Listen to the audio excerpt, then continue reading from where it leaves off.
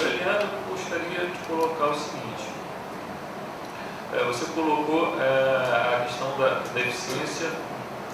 A transparência não se opõe à eficiência, né? Eu concordo plenamente. Eu gostaria de ver você desenvolver, se você acha pertinente, a ideia de que esse discurso, na verdade, oculta outra coisa, oculta a falta de planejamento. Na verdade, não há planejamento. O planejamento é muito falho, muito precário, e tem essa questão da transparência também, mas também tem a questão da total falta de planejamento. Então, por não ter essa cultura, por não ter instituições, por não ter técnicos, não ter carreiras, né, preparadas, o planejamento é feito sempre de última hora, de maneira formal. Daí a dificuldade de quem quer acompanhar as políticas públicas olhando para os planos, para os orçamentos, porque lá diz uma coisa e o que é feito é outra coisa. Então, se você diz uma coisa, você faz outra, e se você diz muito detalhadamente, você vai ter problema. Você tem que dizer em geral. Mas então, o que há por detrás disso também é uma questão de estruturas, de cultura, de instrumentos, de planejamento, com participação social, inclusive. E essas coisas, assumir essas culpas, olhar o problema da estruturação do sistema de planejamento do orçamento federal é um problema que é muito caro para a nossa carreira, por exemplo, mas eu acho que é para todos. Ou seja, de fato, não há planejamento. Fora uma outra exceção, certo? A regra geral é essa. Né? E claro, se você for contar a historinha detalhada, vai dar problema. Vai vir a sociedade, vai vir alguns problemas, todo mundo sim. Nós que estamos de trás, é a falta de planejamento. Para Eliana Graça, eu queria aumentar um pouco a sua provocação nessa concentração das ações orçamentárias. Eu acho que isso é um passo atrás gigantesco nos avanços que foram alcançados com a mini-reforma orçamentária de 98 e 99.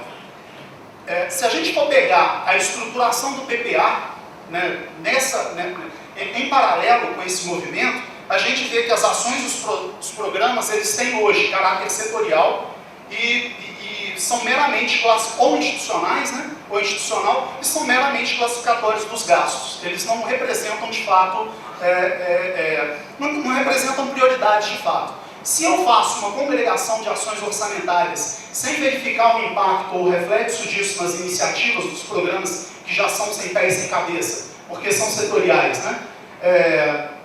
Só um exemplo, né? Quer dizer, eu tenho um programa de transporte rodoviário como se o meu problema fosse rodovia e não acessibilidade ou um corredor de exportação que pode ser intermodal em determinados trechos. Mas, quer dizer, se eu ainda ignoro esse corte que já está equivocado e congrego ações que a princípio teriam reflexo em várias iniciativas, a única coisa que eu estou fazendo é uma classificação orçamentária. Então a gente, com isso, na verdade, nós deixamos de cumprir o mandamento constitucional de hierarquia material entre as normas. Não existe submissão do orçamento ao PPA. E isso, em parte, em virtude da morte anunciada do PPA, quando ele resolveu adotar uma taxonomia distinta do orçamento, por razões que são levantadas, que elas não se sustentam a uma avaliação menos elaborada. Né? Bom, enfim, o que eu entendo que se tem como efeito final disso é que o instrumento se sobrepõe à realidade problematizada a transformar. Né? Esse talvez seja o grande problema que a gente tem no controle sobre a execução efetiva do orçamento. Tanto Eduardo quanto Otávio, eu não me senti desafiada, não, ou provocada. Para mim é um atentado à transparência, é um retrocesso essa questão, né? De colocar o orçamento mais difícil de ser entendido e percebido pelos próprios mortais, né? Agora, não pensava que fosse assim, não tinha tanta clareza de que era por essa falta de planejamento. Eu acho que nós temos uma dificuldade na administração pública histórica, né, com relação à questão do planejamento. É um momento que quiseram até acabar com essa palavra, né, não existir mais e tal, mas a dificuldade que a gente tem com o planejamento pela própria cultura da administração pública no país é bastante visível, devido inclusive a série de interferências que você tem dentro na hora da execução e dentro o planejamento vai por água abaixo quando alguém decide que tal coisa é mais importante que tal coisa e essa pessoa tem poder e pronto, acabou.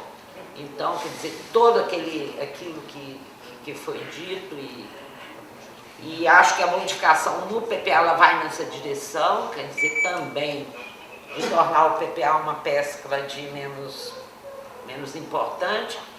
Eu, há uns tempos atrás, eu vi aqui dentro do próprio Ministério do Planejamento que a IDEO também não se vê para nada, que ela não devia existir, de por pessoas que trabalhavam aqui, numa reunião que eu estava.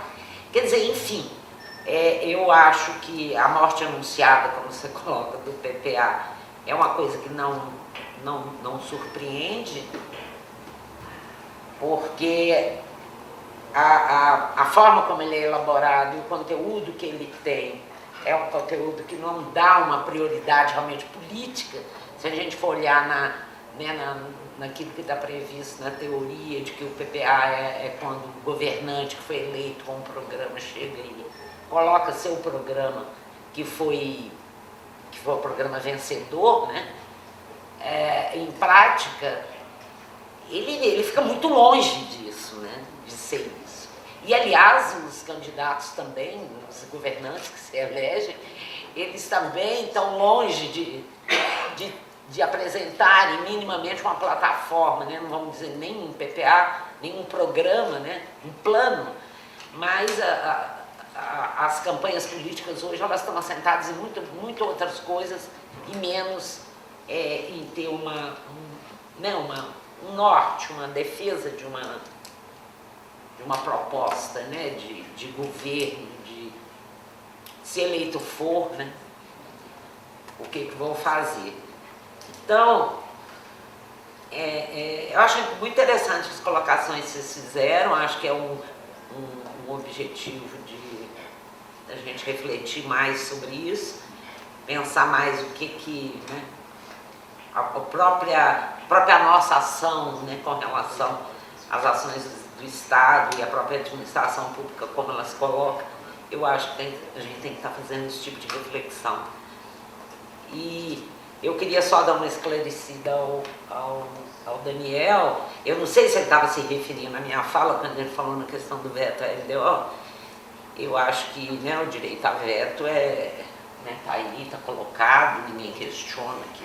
Aliás, tem gente que questiona, o Congresso Nacional pode questionar, né, o veto, mas nós estamos longe ainda disso. Agora, quando eu digo que me causou surpresa, eu acho que causou surpresa exatamente pelo diálogo que estava havendo, né, tanto com o Congresso Nacional quanto com o governo. E acho que concordamos, quer dizer, o veto aconteceu porque nós não conseguimos criar um consenso suficiente para que isso aconteça. E aí eu vou numa questão que eu tinha até colocado aqui na minha fala, mas não deu tempo de falar. Eu acho que existe uma clara divisão dentro do governo, existem posições diferenciadas e que dá no que dá, e que existe uma hegemonia de uma determinada posição que acredita que a transparência não é tão importante assim, entendeu? Ou que tem muito controle e vão tentar, incomodando a gente, vão tentar deixar a coisa menos visível, né?